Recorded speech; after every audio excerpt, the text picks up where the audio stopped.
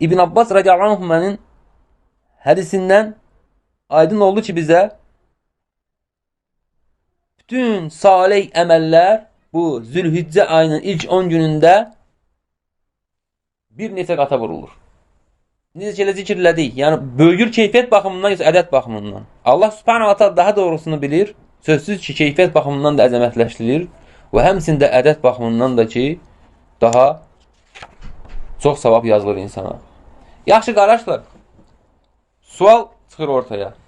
Bəs bir insan bu günlərdə bir günah eləsə, bir asilik eləsə, bir yaxşı iş görməsə, bu necə olur? Bu da mı əzəmətləşir? Bu da mı bir neçə qata vurulur, yoxsa yox? Heç bir şək şübhə yoxdur ki, qardaşlar, şər zamanın müqəddəsliyi ilə böyüyür və məkanın həmçində. Yəni, başqa günlərdə edilən günahla Ramazan ayında edilən günah eyni ola bilməz. Əzəmətlidir, əzəmətli aydır. Və yaxud da ki, Hərəmeyndə elənən günahla başqa bir yerdə edilən günah eyni ola bilməz. Necə bilirsiniz, Allah subhanahu ta'ala bizə necə ki, Rasulullah s.ə.v olduğu yerlər, yəni Məkkə, Mədinə, Rasulullah s.ə.v şəhəri, Kəbə evi olan yer. Yəni orada olunan günahlarla başqa yerdə olunan günahlar eyni deyil. Yaxşı qardaşlarım, bəs bu günah da xeyir əməllər kimi vurulur bir neçə qata, yoxsa keyfiyyət baxımından böyüyür? İbn Baz Rahimullahın sözünü sizə nəql etmək istərdim bu məsələyə aydınlıq gətirəndə. Şeyx deyir ki, Rahimullah Teala, bəzi elm əhli, yəni alimlər deyirlər ki, keyfiyyət vurulur, böyüyür. Amma ədəd artırılmır. Yəni bir günah elədin, onun elə misli sənə verilir. Amma o əzəmətləşdirilir. Çünki bu günlər əzəmətli günlərdir. Allah subhanahu teala'ya ən sevimli günlərdir.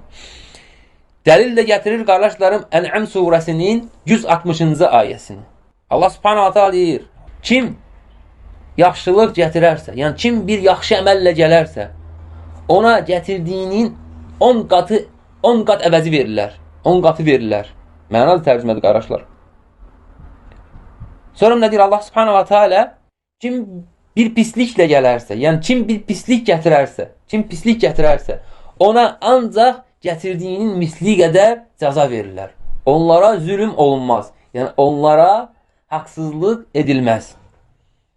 Bu bizim əlimizdə əlhəmdülə qardaşlar dəlildir. Artıq dəlildir və nasdır. Kimcə sənə desə ki, ədəd baxımından da böyüyür, yox qardaşım, mənim dəlilim var, dəlil budur. Sözsüz ki, bu demək deyil, bizim günah eləyək.